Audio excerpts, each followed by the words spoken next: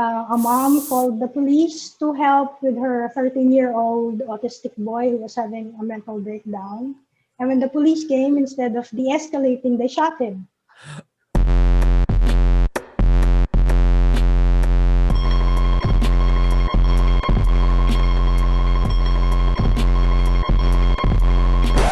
What's up? Welcome to Breaking Through the Darkness, where we smash ignorance in the face and break the stigma associated with mental health issues today. We have a special guest today, Bambi Eloriaga-Amago, a comic book creator and also a mother and wife. And we're going to be talking about autism today. So, hi, Bambi. Tell me a little about yourself and what do you do? Right now, I am a full-time freelance writer, but I started working for a couple of local magazines. I was first a staff member of Cable Guide under ABS-CBN Public Publishing. Cable Guide is like, if you're familiar with the American magazine TV Guide, it was like that. And then from there, I joined Questar, the ultimate anime magazine. I became an editor-in-chief there. And then when the magazine closed down, I decided to go full-time freelance. But mainly, what I do is script rewrites or English language adaptations of Japanese manga that have been licensed by US publishers for release for a North American audience. And then fairly recently, my husband, who is a graphic artist, and I ventured into the local comic scene in 2018. We published under Chop Suey Karnal Banahaw. And in 2019, we indie published Karnal Tales, the spin-off title. And this year, we are going to publish under Comiket, DOOBIEDOO Asks, which is an official selection to the first ever Philippine International Comics Festival. Nice. What's really interesting, because your previous comics have been more like on horror mythology theme, and then this latest, this new one, DOOBIEDOO Asks, is That's about true. It's a children's comic, is it, or it's a family comic? It's for all ages, and yes, it's very different from what we usually put out. How so? Tell me about it. Why is it so special, this one? This one is very special to us. It's autobiographical. It's told from my perspective, but it is inspired by my son, who is on the autism spectrum. So before we had a diagnosis, I, of course, had a concept of what autism was because I saw it in TV and movies. But then the diagnosis came, and we were a little bit surprised because it was not like what I see in TV and movies. So because of that, I started to have this urge to tell our story, to tell that, oh, what you see on TV and movies, that is not the end all and be all of autism. So we wanted to share that to the world. And then I heard about Peakoff, and it's an international festival. And I thought, oh, here is a platform that I think is perfect for launching an awareness campaign because, yeah, it's an international festival. And for sure, it's going to attract a wide and diverse audience. So that's how we decided to join the call of Peacock for submission of entries. And we entered DOOBIEDOO Asks. And fortunately, we were chosen as one of the 10 official selection. Nice. So, and it's published now? It's printed? It's available? Yes, it's printed. It's currently being printed and will be released this month of November. Nice, awesome. Before we go into the comic, I mean, for those who don't know, can you explain like autism to us? Like even for myself, I mean, from what I only know autism from Rain Man, from that movie in the 90s, the 80s, and I don't know what else. That was what popped into my mind, and I was like, my son is not like this. But well, of course, I'm not a trained expert, so I can't give anything technical. But from what I understand, autism or an autistic person is a person who has challenges or difficulties communicating both verbally and non-verbally. They have difficulties with social skills. They have difficulties with processing emotions. Sometimes they have repetitive behavior. By repetitive behavior, examples are they would repeat a word or a phrase over and over again, or they would have like gestures like hand flapping. But of course, I want to make it clear that it's not a checklist. So Mm. an autistic person does not have all. He can have all, or he can have two or three of these symptoms, and then they vary in severity. Oh, and they also process information and stimuli differently. So that means they may also react differently to certain stimuli. Like, for example, for us, walking barefoot on grass or on the sand is very pleasant, it's relaxing for you and me. But a person with autism might find it very uncomfortable, maybe even painful.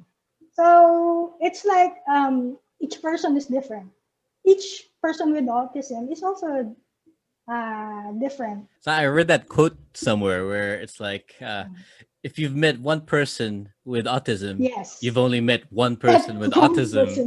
That's correct. and that's why it's called a spectrum. Autism. Spectrum, exactly. It's a whole new world for, I think, for a lot of us. I mean, it's I did a few readings like Mhm. before this interview, and then also I watched the first episode of The Good Doctor because of the lead Yes. character is Yes. autistic, and then Mm, they show another kind of like Rain Man character where he's like a genius yes. doctor, but Yes. he has autism. What was it like raising a child with autism? It's definitely the most challenging thing I have ever faced in my life. When my son was diagnosed, I was devastated, but not because that I was in denial, because Mhm. he was already 8 when we received the diagnosis. Oh, So at that really? time, I already knew who he was. I already knew that he was a little not typical, but I had accepted it. The acceptance was there, the love was there. What I found difficult was suddenly he had this label. And Mm. my fear is how having this label, will people start to treat him differently? Will they see him through the label, see him differently? How will they react to a person who is labeled or called autistic? Will they bully him? Will he have friends? Will they leave him out?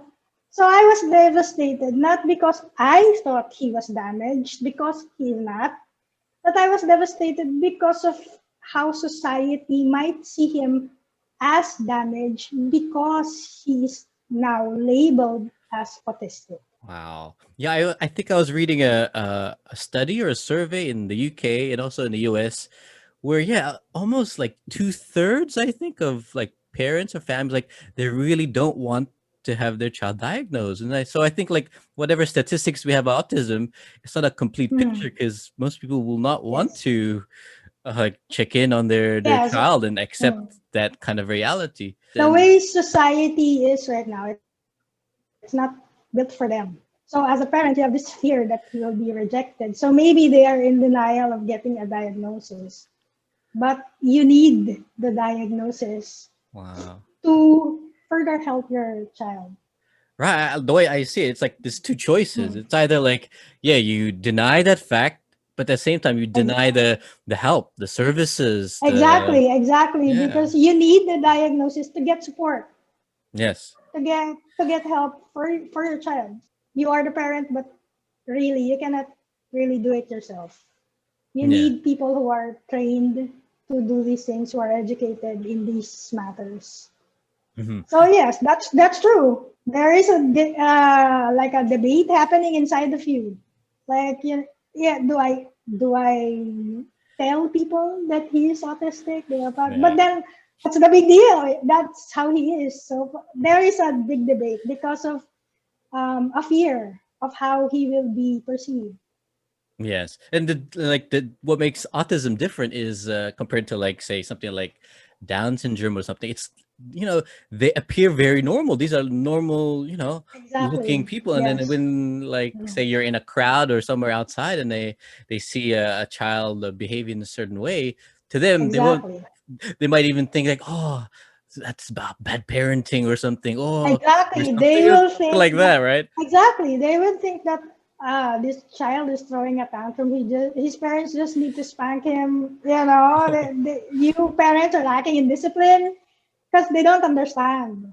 We're Wow. still very much lacking in awareness and understanding. Have you or your child, have you personally experienced stigma with autism? My husband and I, as parents, no. But my son has had some negative experiences in school, in his former school. Not anything abusive, not anything like that. He goes But to a it's normal school, a more public school, yeah, or a before he went yes. to regular school before, and I think what happened was most probably the teacher who was handling him did not know exactly how to handle a person like him. So he was going through a little mini vicious cycle of he would have a meltdown and the teacher would probably see it as a tantrum. So he would get isolated from the group. And because he was being treated differently, being isolated, he would get anxious and throw meltdowns even more. So it would go on and on. And then during that school year, is when we received the diagnosis. And then we shared the diagnosis with the teacher. But now it was like the teacher's concern was here is an autistic person who is having meltdowns. He might pose harm to the other kids. Hmm. So she started to separate him even more. And then you will see that in the book. And the reason why I felt that we had to show this is not to vilify the teacher, but it's more as a message to parents who might be going through the same, for them to realize that if you have a special needs child, even if he is high functioning. My son is on the high functioning end of the spectrum, and this means that some most of the time they don't have any intellectual impairment. So the misconception there is okay, they don't have intellectual impairments, they can go to school. So, but if he is a special needs child, he does still need special education. The reason why we wanted to show is that he is a special needs child. He needs probably to be in a school that offers special education, or at the very least, be handled by a teacher who has undergone special education Mhm. training. Because what happened afterwards is when we transferred and he went to a school that does provide emotional support, socialization, special education basically. What happened was his anxiety began to disappear. Nice. He became cool with school. It wasn't such a struggle for him anymore, and because he wasn't anxious, he began performing better in school. Once that, they become reassured, they become comfortable, everything else follows. That's Cool. why it's important to seek support. Like for you, from what you've seen and what you've experienced, I mean, Mhm. well, what is the situation like here in the Philippines regarding like awareness and support for autism spectrum disorders? It could be better. I know that, for example, certain malls, like for example the SM malls, they have sensitivity training for their staff. But Good. these are initiatives undertaken by private organizations or NGOs like the Autism Society Philippines. On the side of the government, we do get PWD, person with disability IDs, and this gives you discounts for medicines and other necessities. But like everything else with our healthcare system, the sad reality is if you don't have money, it will be super hard to get the treatment and the support that you need. And even before you get treatment, you need a diagnosis. To Right. get a diagnosis, you need to go to a developmental pediatrician. And because you have to consult with them, a consultation fee for them, like 2 years ago, this was 2 years ago, the rate was already at 3,000 to 5,000 per session. And that is not even including all the tests that the child has to undergo to receive the diagnosis. And then Wow. after that, there is tuition fee at a special education school. And then he will need therapy. A therapy session is about what, 500, 800, 1,000 pesos per session. Sometimes the child will need multiple therapy sessions in a week. So if you imagine how much it will cost, if you don't earn enough, you won't be able to get support. So many people will be left out. So many children Exactly, will be left out. Wow.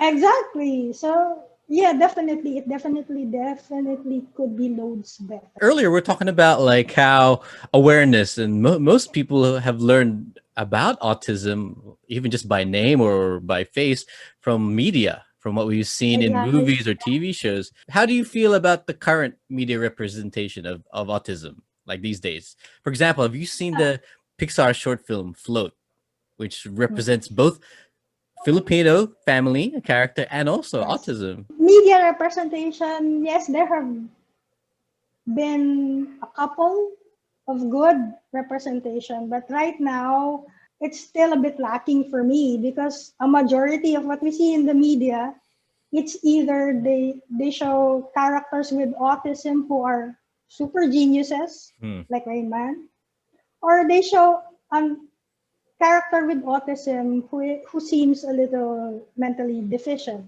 So it's polar opposites. But as the word implies, it's a spectrum. Hmm. So a person with autism can fall anywhere in between those two polar opposites. But yes, the Pixar short Float and another one of their shorts, Loop, Oh it's yes. also about a person with autism. These are very good representation. So float is from the perspective of the parent. And the key Hmm. takeaway there is that the moment that we as parents accept the differences of the child, that is when we are in the best position to help them grow as persons. Nice. And then in Loop, the other Pixar short, it is a very good way of showing how a typical person can interact with an atypical or a person with autism. So, which is quite simply to just be yourself. Right. Yes, Nice. you have to be patient and understanding, but sometimes it's not easy to see. But actually, a person with autism, people with autism, they're very, I think, sensitive with how they are perceived, with how you look at them, with how you treat them. So just be yourself. Try not to be awkward.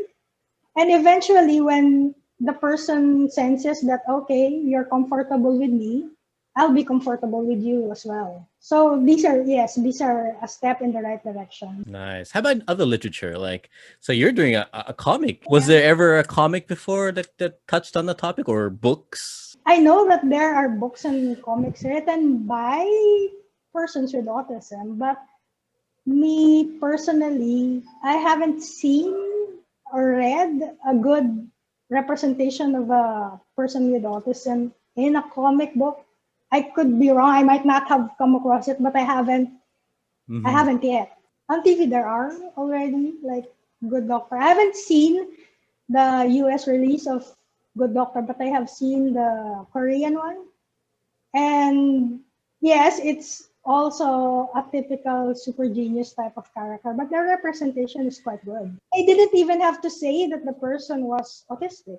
They just Nice. showed him as he is, and then the other characters just interacted with him as they should. It's a very good representation. What I liked when I saw I just saw like one episode of The Good Doctor. The representation of how like someone with autism could still get job Mhm. opportunities or Exactly, like exactly, opportunities in life. Like exactly. it's not the end They just of life need for that the person. opportunity. Yes, They just yes. need the opportunities to be open to them. And also people who believed in that person and gave the Exactly. chances. Yeah, I think that was important Mm. too. As a writer, how important is it today to be able to tell our stories, like your stories, especially at a time where our voices can be easily and widely heard through the internet, so many platforms, but yeah, at the same time, so easily silenced? It's very important in the light of we still hear news like in the States recently. A mom called the police to help with her 13-year-old autistic boy who was having a mental breakdown. And when the police came, instead of de-escalating, they shot him. Oh my God. Or locally, there was an incident where a college student, he was autistic and had a PWD ID, but he was trying to get onto the MRT. But the guards didn't believe he was disabled because for autistic people, the disability is invisible. Yeah. So in light of your hearing things like this, yes, awareness is still very lacking. So that's why I was happy with the Pixar shorts because it's a good representation, one, and two, Pixar has a very wide reach. We've gotten to an age where technology has lent us a very wide reach to audiences we haven't reached before. And we as writers, storytellers, creative people should take advantage of this reach to get our messages across. But despite our advances, like you said, it's so very easy to silence us as well. People are trying to silence storytellers. It becomes even more vital to us to lend our skills, to lend our voices, to create empathy, to destroy bias, destroy misconception, destroy the misinformation that lends power to the people who would seek to silence the media, seek to silence storytellers just for wanting to tell their story. It's almost like it's our responsibility as a writer. Exactly. Like, we can't just sit and just write. I mean, we can You've, write fantasies, but it still has to be some kind of, we have to say something because we have this we power. have to. You've been given this power, and like Uncle Ben said, with great power comes great responsibility. I guess kind of building up on that question, like, how do you think our work as comic book creators or as any kind of creative, be it a writer, artist, blogger, YouTuber, how can we help with spreading awareness of autism spectrum disorders and other mental health issues? We've been given the skills to take something, our experiences, our observations, something very personal, and turn it into something that another person can relate to. Like, for example, in Float, again, going back to Float, the premise is a bit fantastical, right? It's a boy who floats. How can I relate to that? There's nothing like that in real life. But once they showed the the fears of the dad for having a boy who is so different from everybody else, that's when I started to relate. And it is this setting of empathy with a character. That is when our stories, our creations have an impact on other people. There is an impression, there is empathy.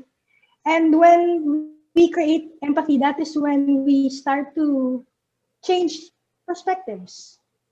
Yes. That is how we as creative people can use our talents or skills to help those who might not have the voice to seek help for themselves. Right. And it's easier to see it when it's in stories compared to if it's Yes. somebody like a Doing a professional, a lecture. doctor lecturing you or a news report. Yes. In your comic, in DOOBIEDOO Asks, how did you treat autism? Like, how did you represent it there? How did you tell the story It's first person point of view, so I'm narrating the story. of the parent? But we try of the parent, yes. Mhm. But we try to show the experience through his eyes. For example, with the art mainly. For example, like he would be in school and he would be isolated, and this is, from his point of view, everything is gloomy. I hope we were able to share in a way that his experience, even if you're not a person with autism, you would feel the loneliness that he was feeling. And then on the opposite side, we tried to show also the triumphs that he have. And hopefully by that time in the story, you would be also happy. You would be sharing in his successes also. I just try to show it as it is. That's what I love about like the medium, the graphic medium, like comics and even films. It's a universal language. Like, you know, you don't have to speak English or Tagalog, whatever it is, but like by seeing a visual story, like all cultures, Exactly. all nations will like understand and experience it. That's awesome. What advice do you have for creators or advocates like myself who want to normalize conversations about mental health and other issues like autism and help break that stigma? Just try to be as authentic as you can, genuine, because I feel audiences, readers, they can sense fakery when you're not Hmm. being genuine. When you're, or worse, maybe sometimes they will find it condescending. So just relate your own experiences, and if you haven't gone through such experiences, try to do your research, try to observe, try to talk to a person who is undergoing or who is having a condition that you want to portray, and do your best to see through their eyes, to see what they are seeing, to live in their shoes. Nice, nice. Lastly, where can we find Doobie-Doo Asks as well as your other comics? Yeah, Karnal Banahaw is available through Secret HQ and through mervstore.com. Meanwhile, the spin-off title, Karnal Tales, there's a preview of it posted on PenLab Inc. You can read it for free. And lastly, Doobie-Doo Asks to be released this November. You can order through the comiket.org website. Cool. Yeah, I'll put links in the description for that so Thank our you. viewers can like find all Thank of you. that. So please support it, because even if you don't know a person who has autism, I think it's a story you can still enjoy and empathize with. And I think it's going to be like a real treat to the imagination too, like yeah, for I hope so. I anybody, hope right? so. I mean, I I saw some hope of so. the pages; they're awesome. Thank you, Bambi, for coming on the show Thank you as well. and Thank sharing you your as well. experiences. And yes, yes, please find that comic, Doobie-Doo Asks, as well as the other comics, and it'll be a real eye opener, I think, for a lot of people. So thank you again, Bambi, Thank you. Take care. and keep on creating, make more comics. Thanks for watching. Hope you got a lot of insights and value from that. You can find links to Bambi's comic Doobie-Doo Asks in the description below. And also please check out the other comics being released as part of PCOF, the first Philippine International Comics Festival, an initiative from the Comic Head community to propel local creators and stories to a global stage. It was actually the same Comic Head community that inspired me and supported me to help launch my own comics on mental health issues, like Suicide Girl on depression and suicide, and Icy Capre on schizophrenia, which were both nominated at the annual Comic Head Awards in the Best Writer category. I know you have a story. We all have stories, and they need to be told now more than ever. So what are you waiting for? Get out there and start creating. Until next time, reframe your mind.